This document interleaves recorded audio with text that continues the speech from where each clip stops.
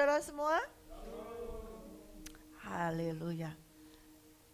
Kita berapapun yang banyak yang hadir saat ini, firman Tuhan berkata 2 atau 3 orang berkumpul aku hadir. Dan di sini lebih dari 3 orang. Amin. Dan Tuhan pasti hadir. Katakan amin. I am your shield. Ya, kita belajar. Ya, kita belajar terus dari awal tahun ini dan sampai kapanpun kita tetap mau belajar. Siapa yang mau belajar? Amin. Ya, saya bersyukur ya. Karena Tuhan terus, Roh Kudus terus mengajarkan kepada saya. Terus memberikan suatu pengajaran-pengajaran kepada saya. Yang mana ketika saya dapat pelajaran tersebut, saya tidak makan sendiri, saya tidak ambil sendiri, saya bagikan kepada saudara semua. Saya harapkan saudara semua menerimanya. Amin. Ketika kita membaca di dalam Kejadian 15 ayat 1, pada saat itu Tuhan berbicara kepada Abram. Ya. Jangan takut Abram, akulah perisaimu. Upahmu besar. Pada suatu saat saya ada suatu pertanyaan yang luar biasa bagusnya dilontarkan ke saya. Ya. Nanti saudara bisa mengikutinya di episode selanjutnya. Saya kurang tahu yang keberapa tuh. Ya. Ketika hostnya up close and personal, yaitu Sis Rebecca Masih, memberikan suatu pertanyaan yang apa ya, bagi saya sesuatu yang wow ya. Selama ini jarang sih orang yang tanya begitu kepada saya ya. Tapi itu merupakan sesuatu yang bisa menggali keluar, dan saya bertanya juga kepada Tuhan dan mendapatkan suatu revelation yang luar biasa. Ya, dia bertanya, ini singkat aja, nanti saudara bisa baca, bisa lihat sendiri di episode. Belum tayang atau sudah, saya belum tahu. Ya. Oh, Sabtu depan. Ini just a glimpse ya. Bahwa dia bertanya, kok bisa ya Abram itu bisanya nurut keluar, disuruh perintah keluar. Kok bisa? Kok mau? Kenapa? Padahal gak ada dasar, gak ada apa pada saat itu dikatakan.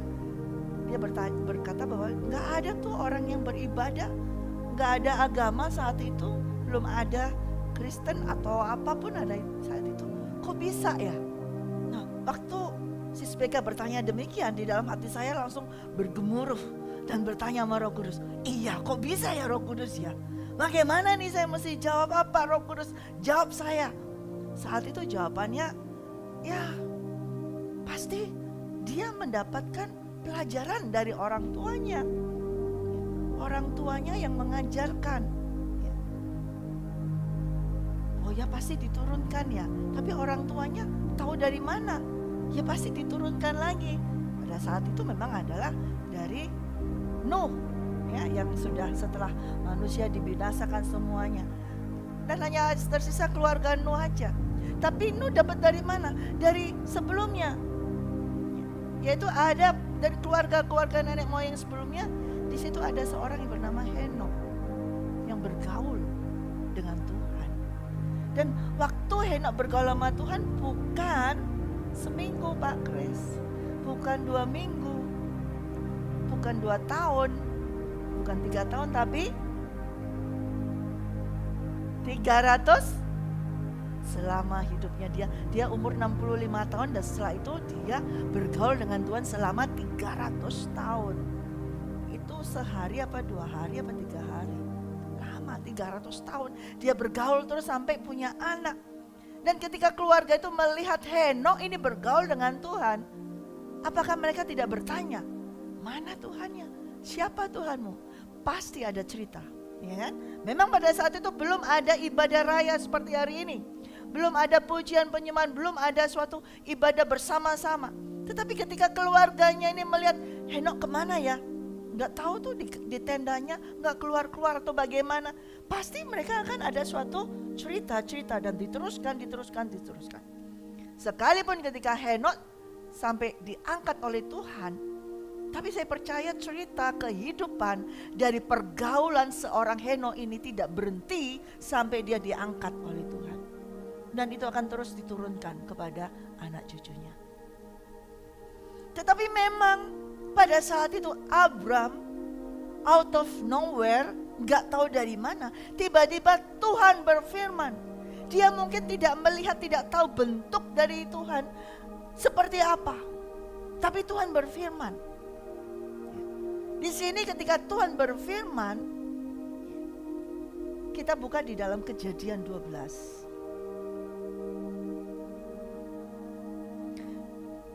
Ayat 1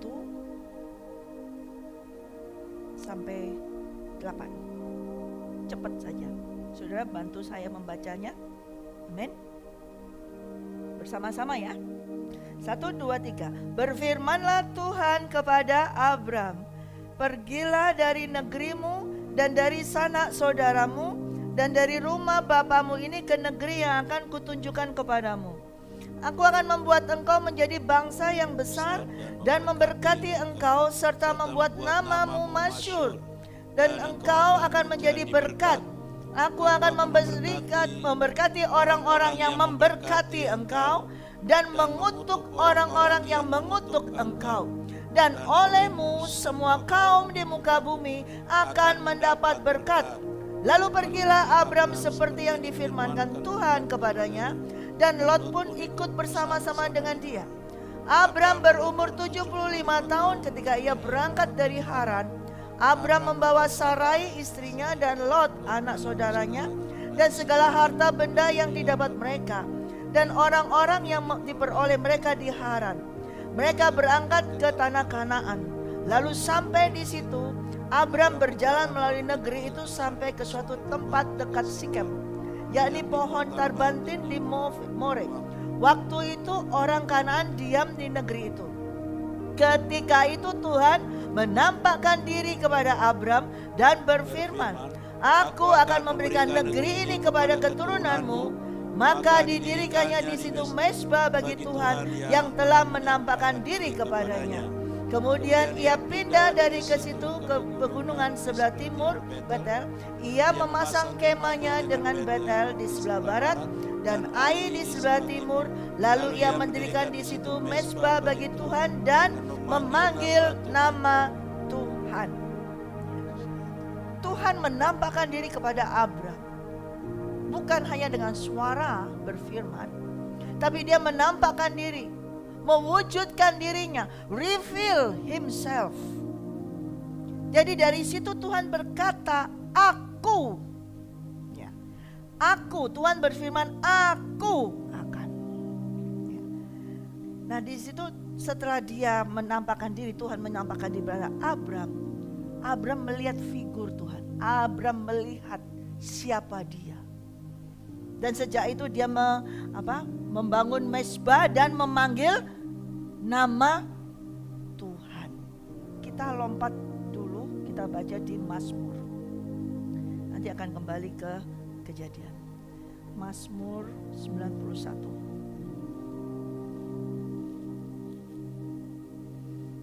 Kita mau baca bersama ayat 1 dan 2. Mazmur 91 ayat 1 dan 2. Sudah menemukan? Ayo 1, 2, 3. Orang yang duduk dalam lindungan yang maha tinggi dan bermalam dalam naungan yang maha kuasa akan berkata kepada Tuhan, tempat perlindunganku dan kubu pertahananku, Allahku yang kupercayai. Memang pada saat itu zaman Abraham, belum ada orang yang beribadah setelah air bah. Tidak ada yang beribadah. Tadi saya ceritakan sebelumnya adalah Henok. Dan Henok adalah orang yang duduk dalam lindungan yang maha tinggi. Dia bermalam dalam naungan yang maha kuasa. Henok hidupnya selalu bergaul, habitual fellowship with God. Selalu berada di dalam naungan Tuhan yang maha tinggi. Selalu berada di dalam lindungan yang maha tinggi. Bukan 1 hari, 2 hari, tapi 300 tahun. Memiliki hubungan intim dengan Tuhan.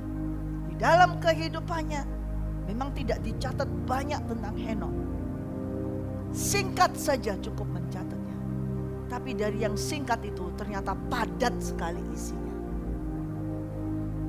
Kalau saudara baca cuma tercatat beberapa kalimat saja tentang Henokh. Tetapi hidupnya panjang. 365 tahun itu cukup lama. Dia hidup selama 365 tahun. Dan dia bergaul dengan Tuhan selama 300 tahun. Tapi cuma ditulis beberapa tulisan saja. Beberapa ayat saja tentang dia. Kenapa tidak ditulis seperti kita baca tadi tentang Abraham, tentang Daud yang banyak? Ya. Karena hubungannya dia dengan Allah Bapa tidak bisa dikeluarkan begitu saja. Hubungan itu sangat intim sekali. Sangat intim sampai tidak bisa tertulis isinya apa.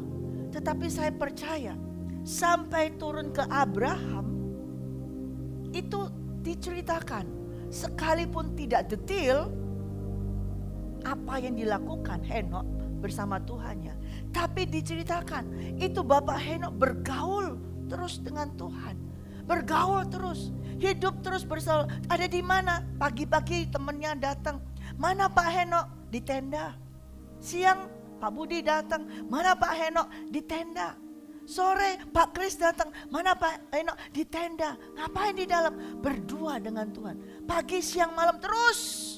Istrinya datang, anak-anaknya, semua orang datang. Di mana? Di tenda. Terus menerus, terus menerus. Jadi isinya cuman orang ditanya, Henokh mana? Di dalam. Henokh di dalam. Ya kan? Jadi sukar untuk bisa diketahui apa yang dia lakukan di dalam itu. Tetapi kita lihat di sini. Orang yang bernaung dan duduk dalam lindungan yang maha tinggi, Daud pun tahu. Daud memiliki hubungan seperti ini. Abraham memiliki hubungan seperti ini. Dia akan berkata, tempat perlindunganku dan kubu pertahananku yaitu Allah yang kupercaya. Nah, saya tidak membaca di 3 ayat 3 seterusnya. Saudara pasti hafal. Tapi 3 sampai 13 itu hasil yang didapat ketika engkau memiliki hubungan yang intim dengan Tuhan. Ketika engkau terus menerus tinggal di dalam naungannya, maka 3 sampai 13 itu akan kau dapat result hasil dari pergaulan intimu dengan Tuhan. Hasil selama engkau diam di dalam hadirat Tuhan, terus menerus bergaul dengan Dia, terus menerus bernaung, berlindung kepadanya. Dan yang menutup itu semua kita baca di ayat yang ke-14. Sungguh 1, 2, 3. Sungguh hatinya melekat kepadaku, maka aku akan meluputkannya, aku akan membentenginya, sebab ia mengenal namaku. Bila ia berseru kepadaku, aku akan menjawab. Aku akan menyertai dia dalam kesesakan. Aku akan meluputkannya dan memuliakannya. Dengan panjang umur akan kukenyangkan dia, dan akan kuperlihatkan kepadanya keselamatan daripadaku. Mengenal namaku. Have a personal knowledge of my mercy, love and kindness. Trust and relies on me, knowing that I will never forsake him, no ever. Mengenal nama Tuhan itu memiliki hubungan personal, memiliki pengalaman personal, pribadi dengan Tuhan. Yang tahu tentang kasih karunia-Nya, memiliki pengalaman tentang kasih karunia-Nya, memiliki pengalaman tentang cintanya Tuhan, memiliki pengalaman tentang kebaikan Tuhan. Dan dia percaya kepada nama tersebut, memiliki pengalaman, baru akan diluputkan semuanya itu. Jadi hubungan dengan Tuhan, habitual fellowship with God, yang dilakukan oleh Henokh itu bukan hanya berdoa, bukan hanya mendengar, tapi memiliki pengalaman hidup dengan Tuhan, memiliki pengalaman hidup dengan nama Tuhan.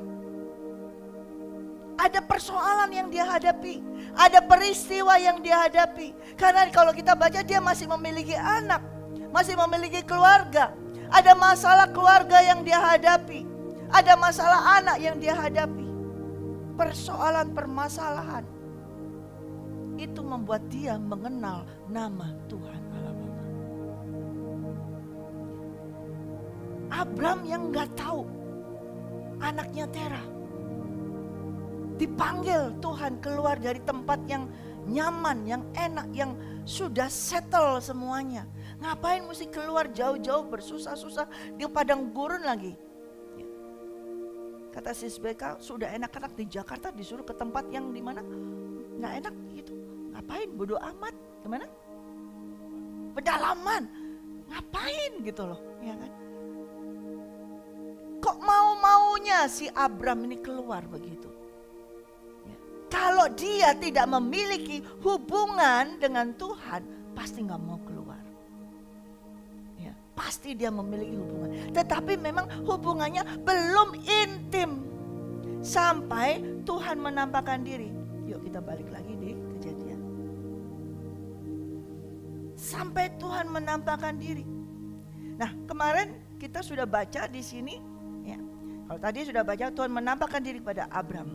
Dan kita sudah membacanya di dalam Kejadian 15 ayat 1. Kemudian datanglah firman Tuhan kepada Abram dalam suatu penglihatan. Janganlah takut Abram, akulah perisaimu. Upahmu akan sangat besar. Saudara, ketika saudara membaca firman Tuhan di sini, ya, kalau saudara lihat ada huruf A besar, aku, ya, aku. Tadi aku akan memberikan negeri ini kepada keturunanmu. Lalu di sini, akulah perisaimu. Berarti aku di sini adalah Tuhan. Ya. Abram yang pertama tidak mengenal Tuhan. Secara personal, Tuhan menampakkan diri. Ya. Di dalam Kejadian 12, di situ Abram menyebut nama Tuhan. Tuhan menampakkan diri sebagai apa? Karena dia tidak tahu siapa Tuhan, siapa dia. Ketika Tuhan berkata aku, nah di sini, aku di sini adalah dia menyampaikan akulah yang menciptakan kamu. Akulah Tuhan, akulah yang menciptakan kamu. Ya. Sebutannya bisa menjadi nama My God, My Creator, ya. Yaitu Elohim. Ya. Ada di dalam Kejadian 1 ayat 1. Di situ Tuhan pada mulanya Allah menciptakan langit dan bumi. Di situ dia adalah Elohim itu. God the Creator yang menciptakan. Nah, ketika dia dipanggil keluar Abram, Tuhan menampakkan diri, aku ini penciptamu. Aku ini yang membentuk kamu, aku ini yang membuat kamu. Tuhan memperkenalkan dirinya. Pasti Tuhan akan memperkenalkan dirinya. Di dalam kehidupan selanjutnya, Abram langsung tahu nama Tuhan. Siapa? Elohim. Dan juga saat itu Abram bisa sebut nama Tuhan sebagai apa? Dalam Kejadian 2 ayat 7. Yaitu Jehovah, my Father, Bapa. Di mana ketika Allah Bapa menciptakan manusia, menghembusi manusia dengan rohnya, disitulah Jehovah itu. Dan ketika tadi Tuhan berkata kepada Abram, aku akan membuat engkau menjadi bangsa yang besar, memberkati engkau serta membuat namamu masyhur. Engkau akan menjadi berkat. Nah, di sini muncul bahwa dia adalah Bapa. Tuhan sebagai Bapa akan menciptakan Abram menjadi Bapa. Maka di situ Abram membangun mezbah dan dia menyebut nama Tuhan sebagai Elohim, Jehovah, yaitu yang menciptakan aku, yang mengadakan menciptakan aku, yang membuat menjadi adalah Bapakku. Tuhan adalah Bapakku dan menjadikan aku Bapa. Pada saat itu kehidupan Abram langsung begitu saja berjalan terus. sampai kita membacanya di Kejadian 15. Janji yang sudah Tuhan berikan di waktu Abram dibawa keluar dari kotanya, itu belum digenapi. Dan baru setelah itu Tuhan kembali lagi menampakkan diri. Tuhan akan meyakinkan bahwa segala janjinya itu akan Dia genapi. Gak cukup Dia sekali menampakkan diri, Dia akan terus menampakkan diri. Dan Tuhan berfirman lagi, I am your shield. Nah, ketika di sini Tuhan menyatakan pada Abram, aku ini perisaimu. Aku ini apa? Rajamu. Kalau tadi adalah aku adalah bapamu, sekarang aku adalah rajamu. Perisai itu hanya dimiliki oleh raja. Aku adalah rajamu. Saudara, saya nggak akan bawa lagi cerita tentang bagaimana selanjutnya tentang 15, Kejadian 15. Tetapi yang saya mau sampaikan hari ini, Roh Kudus mau sampaikan kepada kita. Di dalam perisai itu ada hubungan antara Bapa dengan kita. Ada hubungan antara perisai milik raja itu dengan kita. Harus ada hubungan. Hubungannya bukan hanya sekedar hubungan tahu perisai itu siapa, tahu Tuhan itu siapa, tapi hubungannya adalah hubungan yang intim, hubungan yang berfellowship intim, habitual fellowship yang intim seperti Henok, memiliki hubungan personal dengan nama Tuhan. Ini sangat penting. Bukan hanya duduk diam bergaul sama Tuhan, tapi harus memiliki pengalaman dengan nama tersebut. Karena banyak orang baca firman Tuhan, banyak orang berdoa, tetapi tidak memiliki pengalaman dengan nama Tuhan Yesus, tidak memiliki pengalaman dengan firman Tuhan, maka tidak akan diluputkan. Tetapi setiap orang yang mengenal nama Tuhan, yaitu memiliki personal relationship dan personal pengalaman dengan nama itu. Nah, nama yang mau Tuhan sampaikan adalah seperti yang dialami oleh Abram ini terlebih dahulu. Pertama, saudara harus mengalami pengalaman seperti yang dialami Abram. Tuhan sebagai apa? Sebagai penciptamu. Elohim. Engkau harus sadar bahwa engkau ini diciptakan oleh Tuhan. Ada beberapa orang yang gak menyadari bahwa mereka itu ciptaannya Tuhan. Mereka katakan universe yang menciptakan mereka. Ya kan? Ada yang berkata demikian. Bukan God the creator, bukan Elohim yang menciptakan, but universe yang menciptakan. Kalau pengertian atau pengalaman tentang penciptanya hanya adalah bumi ini atau dunia ini yang menciptakan, maka dia tidak duduk di dalam naungan yang maha tinggi. Dia tidak masuk dalam lindungan yang maha tinggi. Dia tidak masuk dalam perisai itu. Oleh karena itu, siapa engkau dan siapa Tuhanmu? Ini harus tahu. Dia selalu berkata I kepada Abram. Aku. Siapa kita, siapa Tuhan? Dia adalah pencipta kita. Amin. Kita adalah ciptaannya. Betul? Nah, hubungan antara pencipta dengan ciptaannya ini bukan jauh. Kalau selama ini kita diciptakan, ya kita sebagai manusia yang diciptakan, dia penciptanya di sana jauh banget, berarti nggak ada hubungan. Maka itu jauh, tidak memiliki personal relationship, tidak memiliki hubungan pengalaman secara pribadi. Nah, itu berarti bukan perisai. Jadi siapa saudara? Saudara adalah ciptaan Tuhan. Nama Tuhan, kita harus memiliki hubungan dengan Dia, yaitu Tuhan adalah pencipta kita, Elohim yang satu. Ya.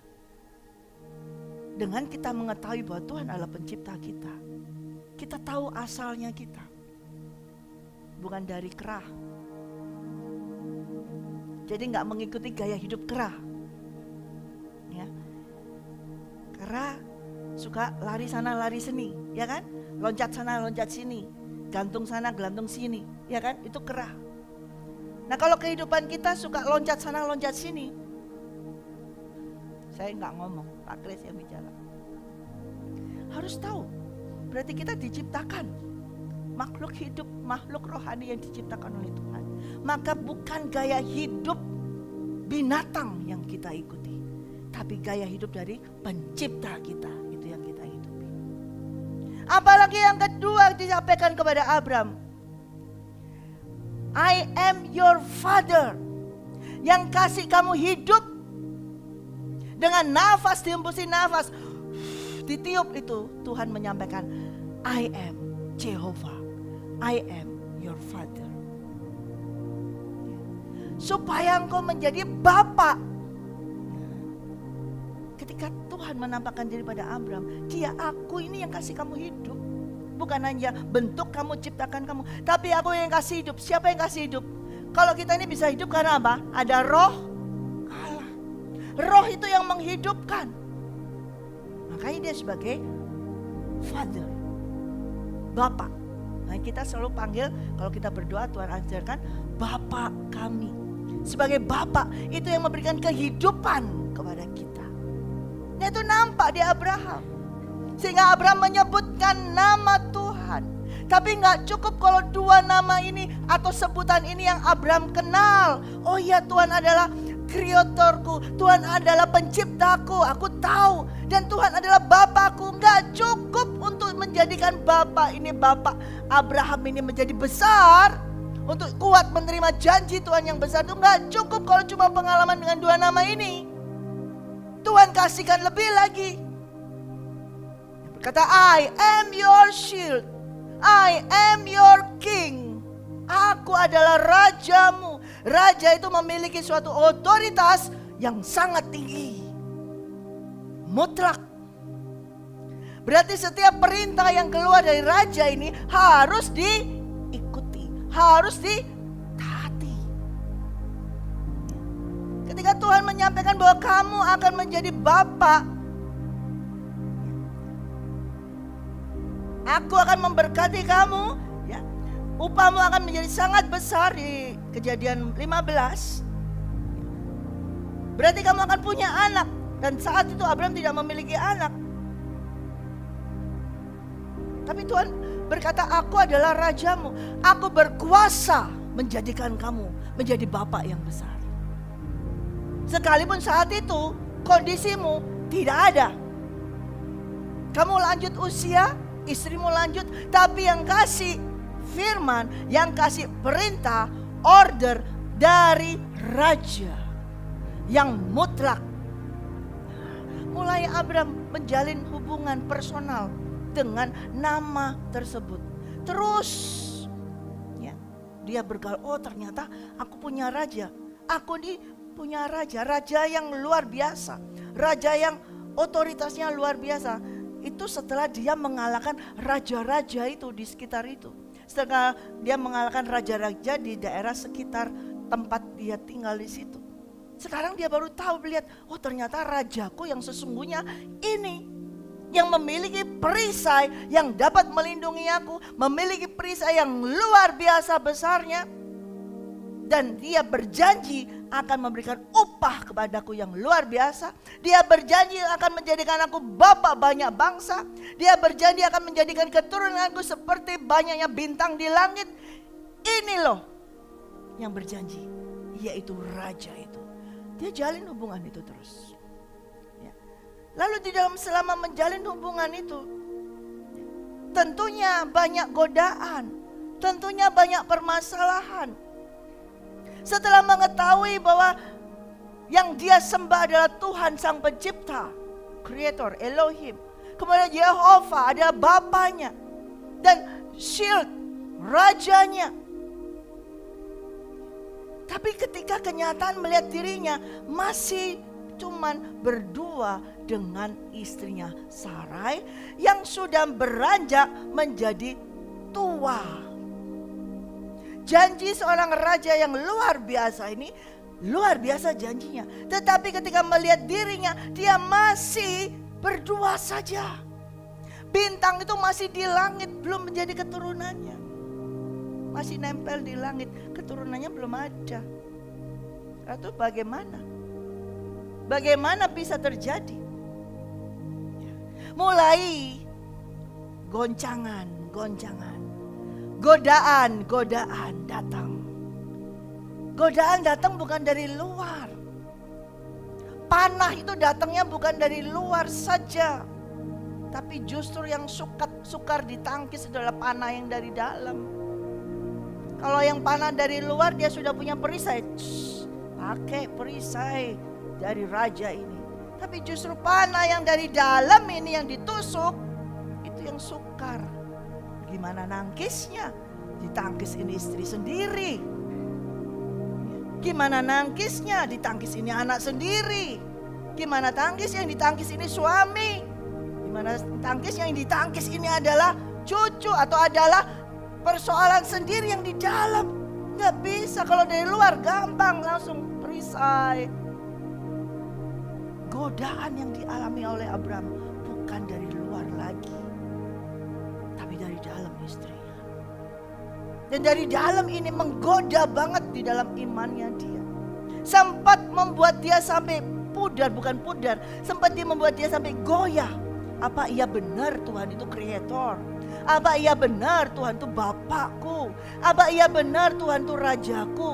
Mana janjinya? Mana janjinya sudah 10 tahun? Gak ada.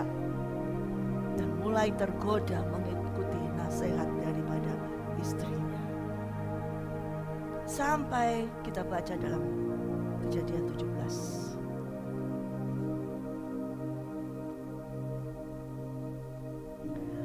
Ketika Abram berumur 99 tahun, maka Tuhan menampakkan diri lagi kepada Abram dan berfirman kepadanya, Akulah Allah yang maha kuasa, hiduplah di hadapanku dengan tidak bercelah. Nah, kembali lagi.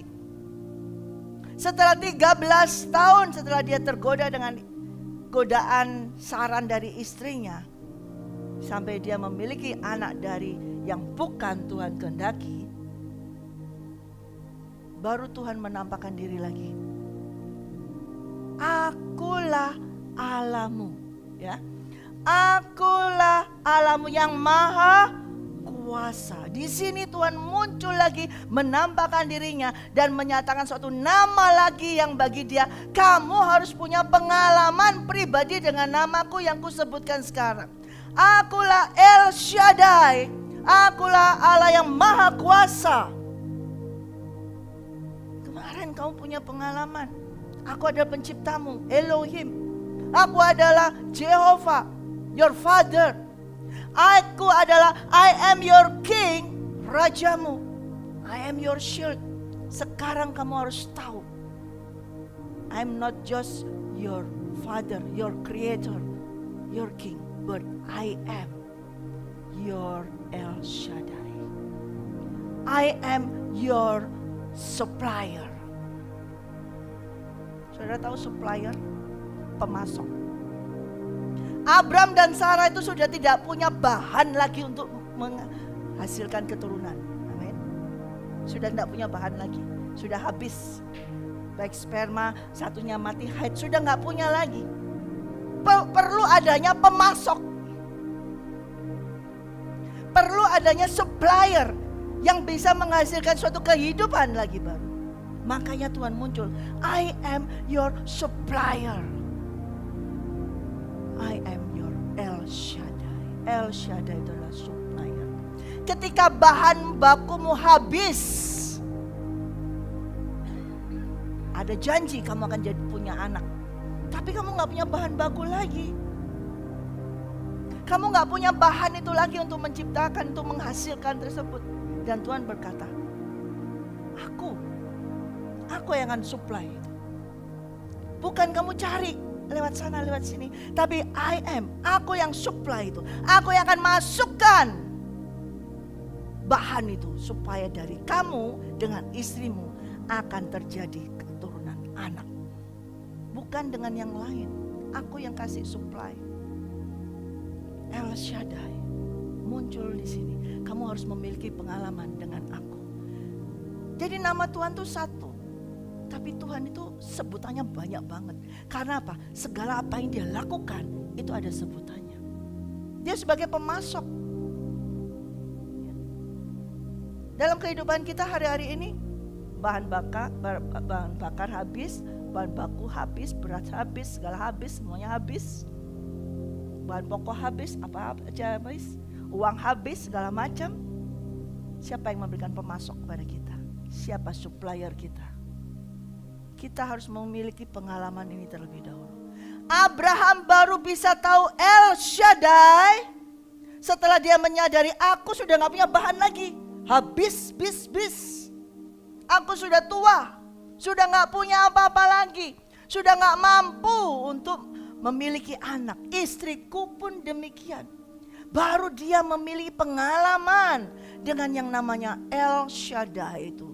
Luar biasa. Tapi syaratnya adalah berlakulah, hiduplah di hadapanku dengan tidak bercela. Artinya kembali lagi, have a relationship with me. Memiliki hubungan yang terus menerus, habitual fellowship with me. Hidup lagi bergaul dengan Tuhan. Hidup lagi bergaul dengan Tuhan. Sebab selama 13 tahun Abraham tidak bergaul dengan Tuhan. Dia hanya orientasinya gara-gara terpengaruh dengan Sarah. Anak, oh sudah punya anak. Dia menantikan semua itu. Sudah ada anak, tapi bukan anak perjanjian. Di situ Tuhan mau menyampaikan, mengajarkan. Kamu harus memiliki hubungan personal. Tadi kita baca di Mazmur. Memiliki hubungan personal dengan nama tersebut. Mengenal nama Tuhan, ini penting. Bukan hanya aku tahu Tuhan Yesus, tapi mengenal. Mengenal itu berarti memiliki pengalaman pribadi dengan Tuhan. Katakan amin. Engkau gak bisa berkata, oh dia adalah Elohim, Jehovah Elohim, Jehovah my father, Jehovah El Shaddai. Tapi engkau tidak pernah mengalami pengalaman dipasok olehnya, dikirim supply olehnya. Yang supply, saudara pikir, oh ada orang yang datang, orang ini semua sudah dalam keadaan berlimpah. Engkau gak akan pernah memiliki pengalaman dari supplier yang luar biasa di surga ini. Tapi ketika engkau habis, tidak ada apa-apa. Tengok kanan, tengok kiri, gak ada orang yang bisa tolong. Abraham dan Sarai sudah habis, sudah stop. Di masa yang tidak bisa produktif lagi.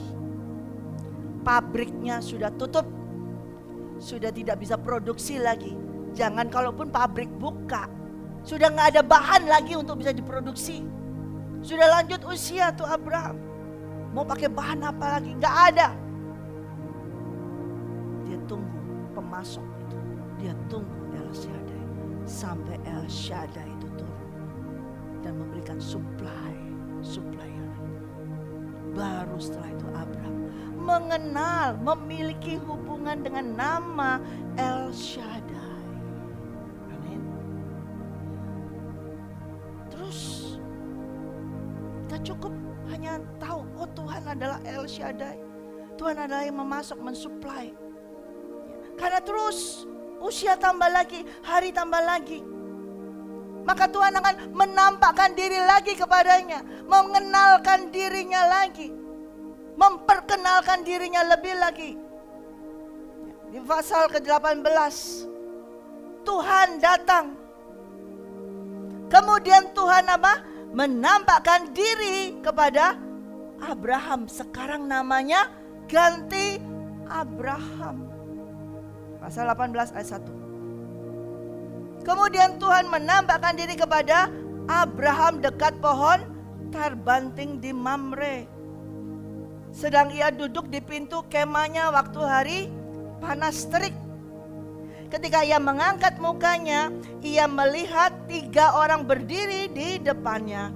Sesudah dilihatnya mereka, ia berlari dari pintu kemahnya, menyongsong mereka, lalu sujudlah ia sampai ke tanah.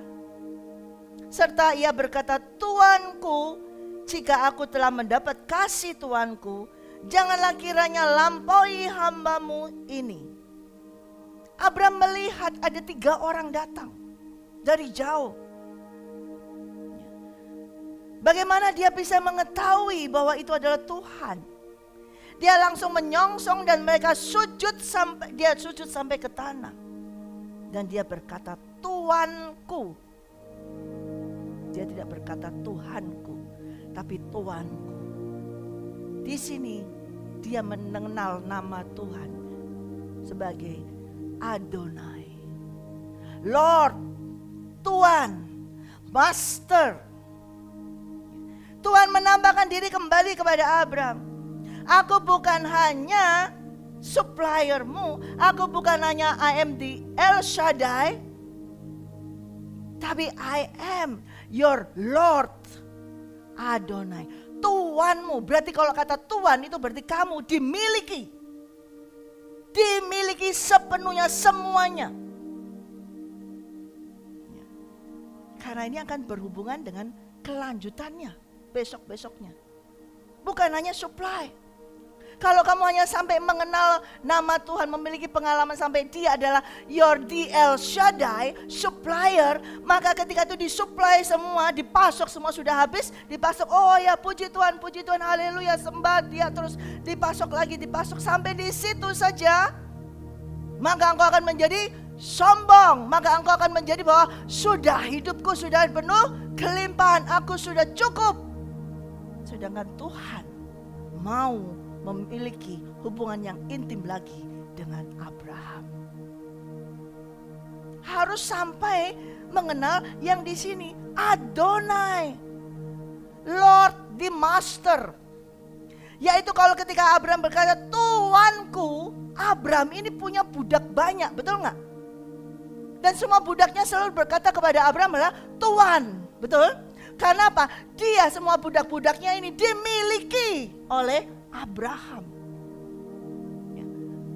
Tapi ketika sang pemilik budak ini menyambut 3 orang datang dan dia berkata Tuanku, berarti dia sudah menyerahkan dirinya sebagai budak terhadap Tuhan, sebagai hamba dari Tuhan, dimiliki oleh Tuhan. Jadi setelah kamu nanti dipasok, setelah kamu belum dapat supplier itu, sehingga kamu dapat menghasilkan anak itu pun berarti milikku. Bisa ngerti saudara? Karena Tuhan sudah muncul, aku adalah Tuhanmu. Kalau nanti kamu sudah bisa menghasilkan, apa yang kau hasilkan adalah milikku. Saudara ingat ketika saya sampaikan tentang Hagar? Hagar punya anak, seharusnya anaknya itu tetap adalah miliknya Abraham. Tapi Tuhan gak mau, Tuhan gak mengendaki itu. Sebagai dari budak, apapun yang dimiliki budak adalah miliknya tuannya. Dan di sini Tuhan reveal himself. Tuhan menampakkan dirinya kembali kepada Abraham. Karena biasanya orang kalau hanya dapat sampai di El Shaddai, itu senang, betul? Senang sekali. Oh El Shaddai, El Shaddai. Saudara pernah dengar lagunya? El Shaddai, El Shaddai, Allah Maha Kuasa. Terus dia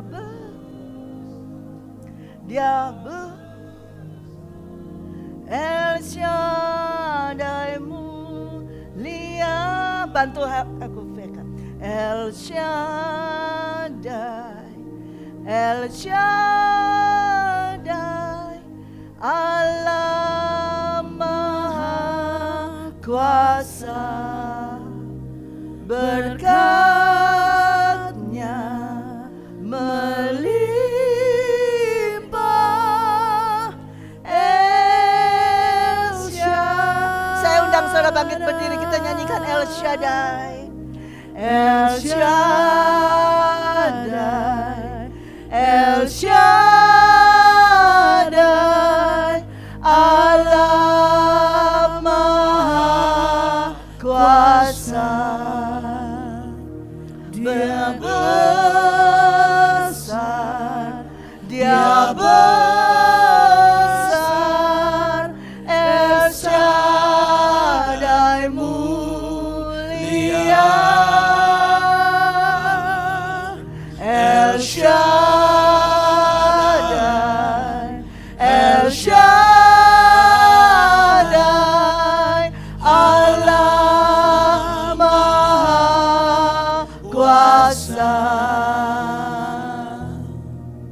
berkatnya melimpah.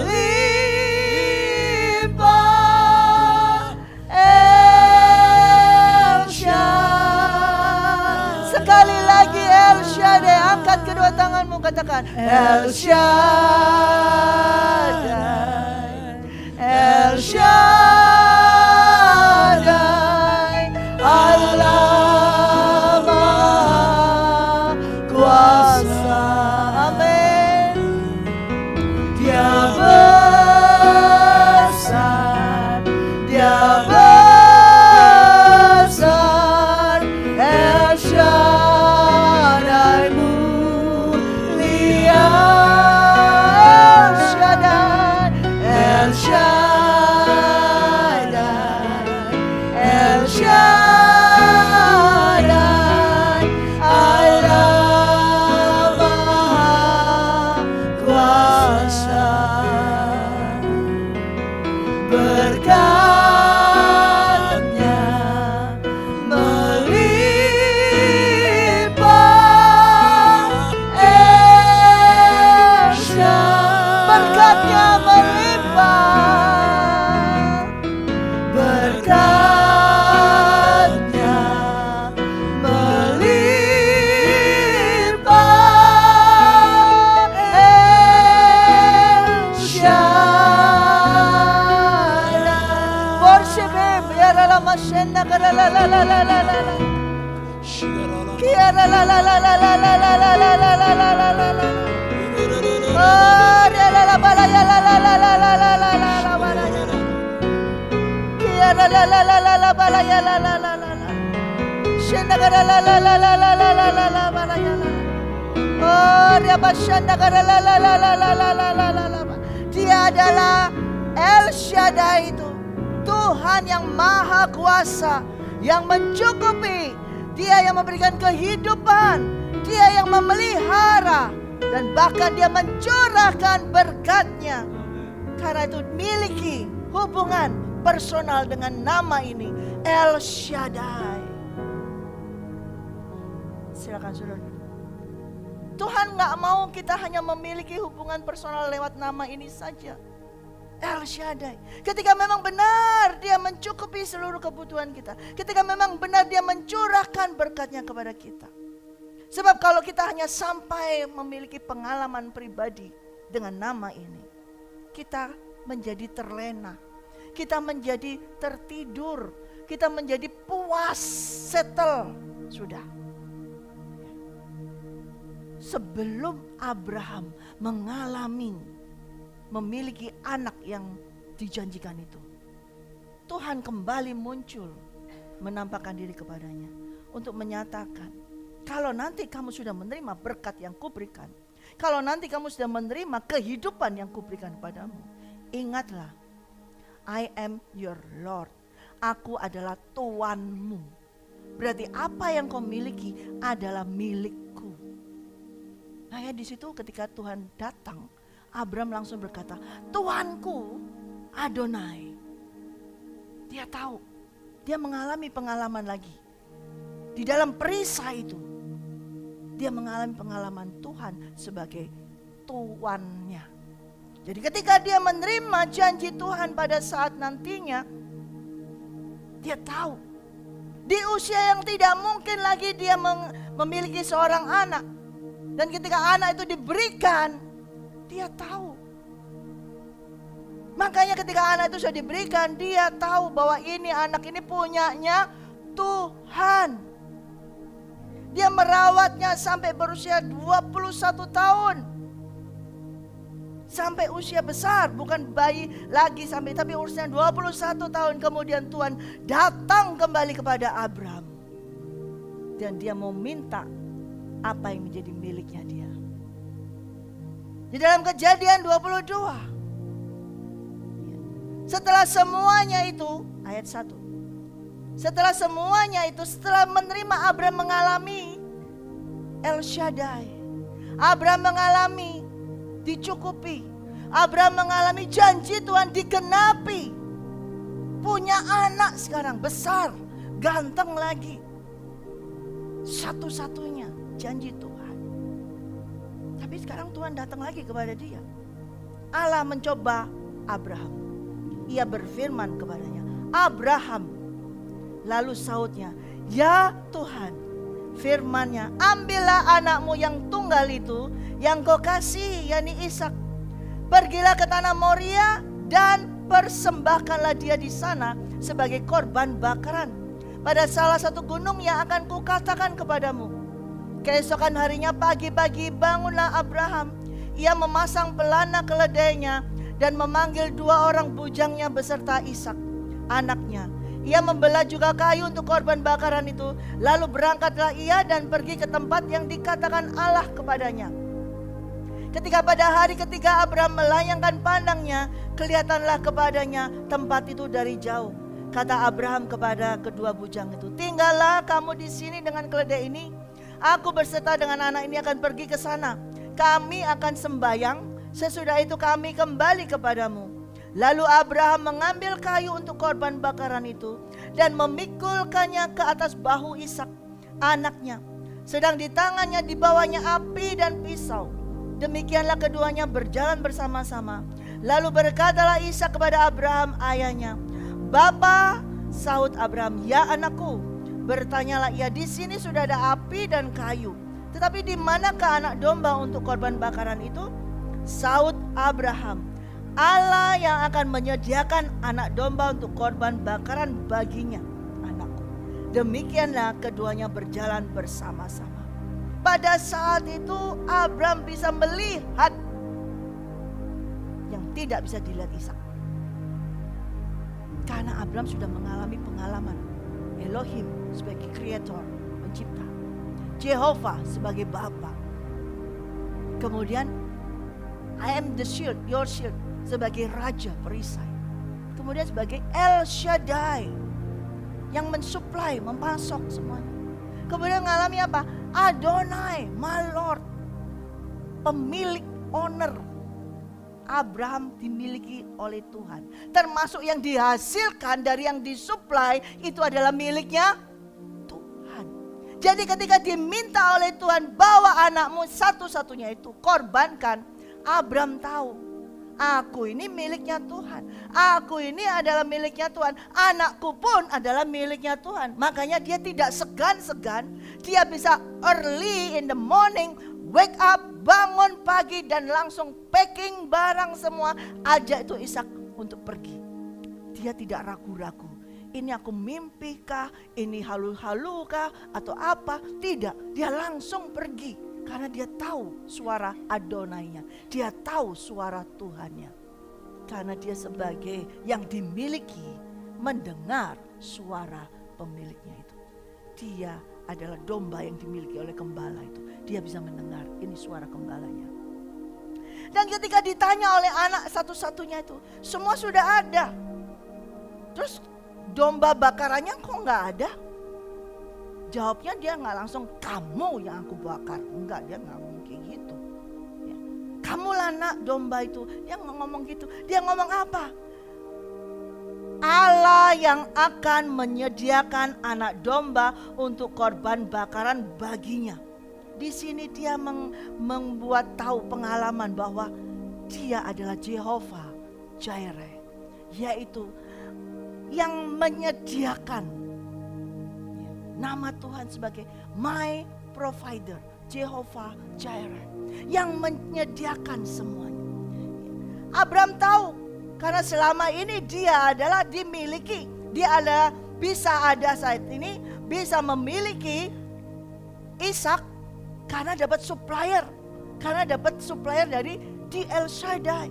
Jadi kalau itu dihasilkan, berarti apalagi aku adalah dimiliki oleh Tuanku. Kamu pun anaknya Tuanku, miliknya Tuanku. Dan nanti pun di situ kalau memang sang pemilik ini berkatakan nggak jadi deh, batal deh, maka pemilik ini akan menyediakan gantinya. Abraham bisa melihat visi jauh ke depan. Bukan hanya melihat anak domba yang di sekitar situ, tapi yang bisa dilihat Abraham. Oleh karena dia memiliki apa? Habitual fellowship, pengalaman dengan nama Tuhan. maka Abraham bisa melihat visi jauh ke depan 4.000 tahun kemudian. Kita buka dalam Yohanes 8.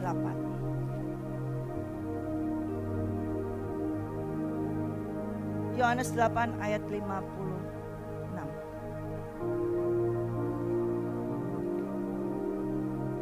Abraham, bapamu bersukacita bahwa ia akan melihat hariku, dan ia telah melihatnya dan ia bersukacita. Lihat saudara, Abraham waktu di gunung Moria ini membawa Ishak untuk dikorbankan. Tapi ketika Ishak bertanya mana dombanya, saat itu Abraham mendapat revelation, bisa melihat jauh ke depan, masa depan yang sudah didesainkan oleh tuannya, yaitu tentang apa? Salvation, keselamatan. Dia tidak melihat anak domba yang di sekitar itu, atau dia tidak melihat Ishak, tapi dia melihat Yesus Kristus yang disediakan oleh Tuhan Allah Bapa. Amin. Kita lihat di sini Yesus berkata ini. Maka orang Yahudi berkata, umurmu belum sampai 50 tahun, engkau telah melihat Abraham? Nah, kata Yesus kepada mereka, aku berkata kepadamu, sesungguhnya sebelum Abraham jadi, aku telah ada. Ya, amin. Saudara tahu apa dia? Elohim yang tadi, Creator. Kejadian 1 ayat 1. Saudara tahu? Anggap luar biasa yang Tuhan berikan kepada Abraham. Dia tidak melihat Ishak ini yang akan dikorbankan. Dia tidak melihat Ishak ini sebagai domba bakaran, atau dia tidak hanya melihat ada domba lain yang sebagai penggantinya, tapi dia bisa melihat the future. Dia bisa melihat masa depan yang Tuhan sediakan untuk semua umat manusia. Salvation. Jesus Christ is the Lamb of God. Amin. Dan Yesus sendiri bisa ngomong, bapakmu Abraham itu ketika melihat aku, dia bersuka cita. Mereka bingung, lu umur berapa? 50 aja gak nyampe. Bagaimana bisa berkata demikian? Dia gak tahu, buta orang Yahudi saat itu. Dan Tuhan katakan, sebelum bapakmu itu ada, aku sudah ada. Jadi ketika Abraham diminta oleh Tuhan untuk mengorbankan anaknya, dia tidak ragu-ragu, dia tidak takut. Ini satu-satunya hartaku, ini satu-satunya yang aku minta selama ini, satu-satunya yang aku miliki. Sekarang dia minta lagi, dia gak takut, dia tidak ragu-ragu, karena dia melihat visi yang Tuhan berikan tentang masa depannya. Dan bukan untuk keluarganya dia, karena dia dikatakan, aku akan menjadi bapa banyak bangsa. Itu janji daripada the Creator, janjinya Tuhan kepada Abraham. Dia bisa melihat visi. Oleh karena itu, nama Abraham dari Kejadian sampai di akhir firman selalu tercatat, karena dia bisa sebagai visioner melihat ke depan, melihat apa yang Tuhan mau lakukan. Dan pada saat itu Tuhan memang Jehovah Jireh, sang provider itu, sang penyedia itu. Pada saat itu misalnya Abraham pun gak takut. Kalau memang benar Ishak ini yang harus dikorbankan, dia gak takut. Sebab di El Shaddai itu bisa memasoknya lagi, bisa memberikannya lagi. Karena dia sudah mengalami apa? Pengalaman dengan nama Tuhan. Ingat tadi yang di Mazmur 91. Memiliki hubungan personal, pribadi dengan Tuhan. Abraham memiliki personal pribadi dengan Tuhan. Tapi enggak dengan jalan enak, saudara. Akhir-akhir ini gereja Tuhan sering diserongkan. Kalau kita memiliki hubungan personal dengan Tuhan, itu yang enak-enak. Kalau doa langsung dapat, diberkati pekerjaannya, dapat istri, dapat suami, dapat anak, semuanya dapat. Itu berarti kamu memiliki hubungan dengan Tuhan. Tidak. Memiliki personal hubungan dengan Tuhan, mengenal nama Tuhan, enggak dengan enak-enak instan seperti itu. harus lewat masalah, harus lewat persoalan. Sekalipun Abraham tahu bahwa Tuhan adalah tuannya, sekalipun dia tahu bahwa apa yang dia miliki adalah milik tuannya, tapi pada saat itu dia mengasihi Ishak, saudara. Satu-satunya yang anak yang dia tunggu selama puluhan tahun. Di satu sisi Tuhan sebagai tuannya, satu sisi ini anak yang kukasih. Sekarang Tuhan minta, bawa sini, korbankan. Bagaimana hatimu? Apakah enak aja tuh Abraham? Enak saudara, betul. Tapi dia satu sisi dia melihat ini anaknya yang dia lahirkan, yang dia nantikan sekian lama. Satu-satunya hartanya dia misalnya. Satu-satunya yang dia miliki. Yang katanya dari keturunanmu akan ada banyak bangsa-bangsa dilahirkan. Akan ada banyak raja-raja dilahirkan. Sekarang kok diminta Tuhan? Mudah gak? Gak mudah. Tapi dia memiliki pengalaman. Dia mengenal nama Adonai. Dia mengenal nama Elohim. Dia mengenal nama Jehovah. Dia mengenal nama El Shaddai. Dan dia akan mengenal nama Jehovah Jireh, yaitu sang provider yang menyediakan.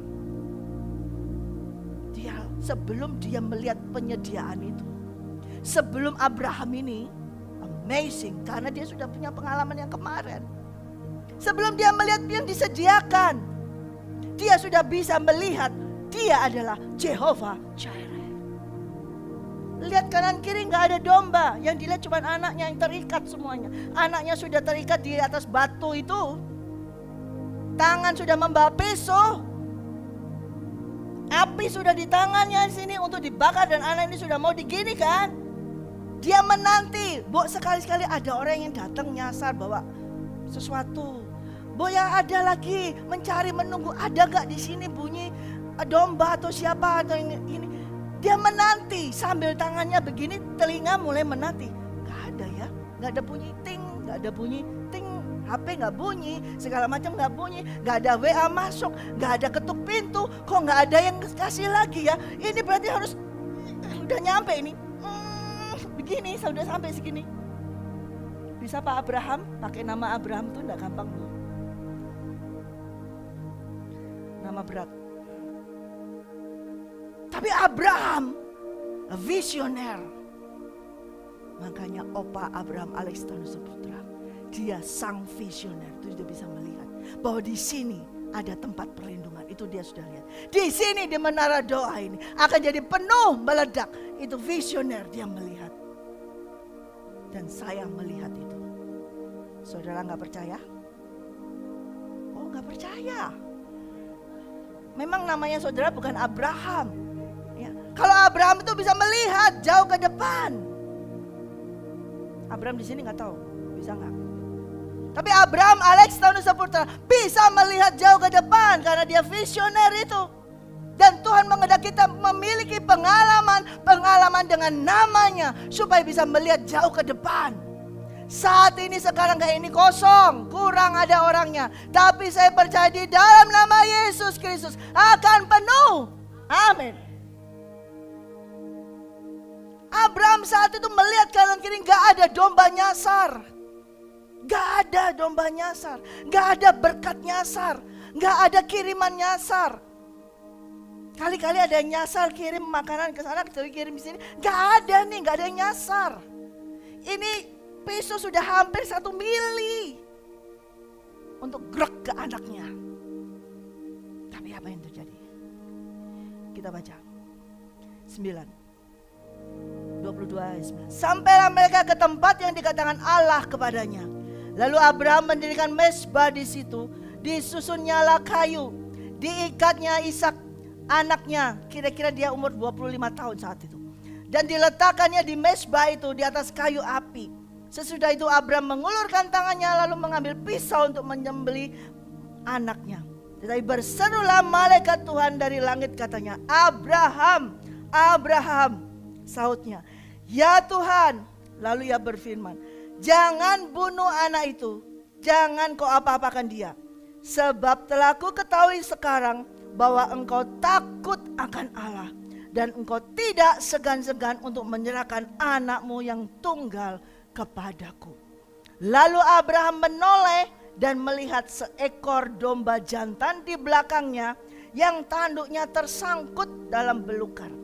Abraham mengambil domba itu lalu mengorbankannya sebagai korban bakaran pengganti anaknya. Stop situ. Tadi nggak ada. Domba itu nggak ada. Nggak ada yang nyangkut di belakang, nggak ada. Nggak ada yang nyasar, nggak ada. Tapi sampai dia sudah sampai 1 mili, itu peso. Saudara, can you imagine?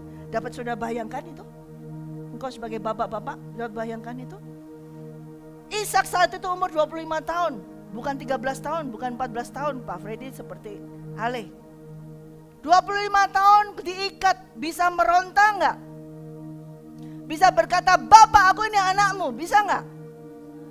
Bapak kamu kok tega, aku ini anakmu, aku salah apa Bapak? Bisa enggak? Tapi kenapa Ishak juga diam? Kenapa Ishak juga diam? Karena dia memang adalah anak perjanjian itu.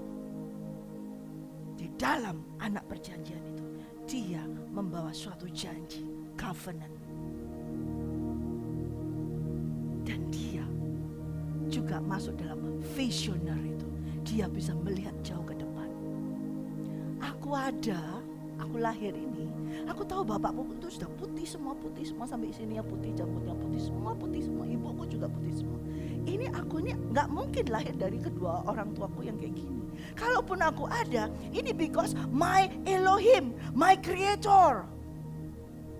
Jadi bukan hanya Abraham yang memiliki hubungan personal dengan Tuhan, Ishak pun memiliki hubungan yang personal dengan Tuhan karena diturunkan kepada Ishak oleh Abraham. Jadi ketika dia tahu bapaknya yang tua ini mau pesonya ke sini, kekuatannya Abraham dengan Ishak kuat mana sih? Ishak kan? Kalau dia meronta langsung tangkap tuh tangan, jangan aku, bisa nggak? Bisa. Tapi kenapa si Ishak juga obey, taat? Dia tahu aku ada karena Tuhan membuat aku ada. Itu masuk dalam benih Ishak. Jadi ketika Abraham menghasilkan atau mempunyai anak, itu bukan hanya sekedar anak, tapi anak yang dilahirkan Abraham dengan Sarai adalah anak perjanjian, adalah covenant seed. Ada benih perjanjian itu. Dan itu tumbuh hidup di dalam seorang yang bernama Ishak. Dan dia adalah revolusioner atau sebagai suatu representatif tentang Yesus Kristus. Dia juga bisa melihat jauh ke depan. Dan pada saat itu dia diam, keluh diam. Sama seperti Yesus. Yesus tidak membantah. Kok aku sih Bapak yang diturunkan untuk dibunuh di kayu salib? Kok aku sih? Gak ada orang lain kan? Gak ada, Bapak gak punya anak lain. Cuma Yesus, gak ada lain. Dia tidak membantah, dia tidak protes kepada Bapaknya. Sama seperti Ishak tidak protes kepada bapaknya. Ini pelajaran iman diturunkan dalam keluarga. Dari Abraham menjadi Abraham. Kemudian dia mendapat perjanjian dari Tuhan. Dan itu diturunkan kepada anaknya. Sehingga anaknya ini juga memiliki hubungan personal dengan nama Tuhan. Dan terjadi, betul-betul terjadi. Jehovah Jireh, sang provider itu. Tadi nggak ada domba, sekarang bunyi, langsung dibunyi di belakang gitu. Ya, bunyinya gimana Pak Budi? Kok ada sih? Kok ada? Tadi nggak ada ya? Kok bisa ada yang nyangkut? Kok ada yang bawa kirim? Diganti oleh Tuhan. Tapi apa yang saya sampaikan tadi di Yohanes, Abraham bisa melihat Yesus Kristus yang dikorbankan oleh Bapa. Dia lihat bukan anakku ini, tapi Yesus Kristus nanti 4000 tahun ke depan. Yesus Kristus yang menjadi Lamb of God, anak domba yang dikorbankan untuk keselamatan seluruh umat manusia. Buat apa kalau anakku ini dikorbankan? Gak guna. Gak sampai itu bangsa-bangsa untuk mengenal Tuhan. Belum sampai anakku ini dari anakku ini yang bakal ada bangsa-bangsa yang lain. Dia tahu dia punya iman sebesar biji sesawi kecil. Jadi buat apa? Gak guna anakku dikorbankan. Tapi aku nurut, aku taat. Because he is my Adonai. He is my Lord. Itu yang dilakukan oleh Abraham. Dia tahu. Gak ada gunanya Ishak dikorbankan. Bagi Tuhan pun gak ada gunanya Ishak dikorbankan. Sebab belum terjadi keturunan yang Tuhan janjikan untuk menjadi keselamatan bagi umat manusia. Belum terjadi. Jadi dia tahu pasti Tuhan punya rencana lain. Itu adalah iman. Dan dia melihat ke depan. Amin. Di dalam perisai itu saudara, ada suatu pengalaman harus kita alami tentang mengenal nama Tuhan. Elohim, pencipta. Yehova, my father. I am your shield. I am your king. Rajaku, my king. El Shaddai, my supplier. Jehovah Jireh, my provider. Itu harus kita miliki pengalaman. Dan pengalaman itu tidak bisa dengan baca buku. Buku-bukunya siapapun dibaca terus kita ngalamin, gak bisa. Yang kau baca itu adalah pengalaman orang lain. Saudara harus mengalami personal secara pribadi baru bisa mengenal nama Tuhan itu. Katakan amin. Gak bisa dengan kesaksian Pak Kris, Pak Budi. Tidak bisa untuk mengenal Tuhan Yesus. Engkau hanya bisa mendengar kesaksian mereka. Tapi engkau harus mengalami sendiri untuk mengenal nama Yesus Kristus. Lewat apa? Persoalan, permasalahan.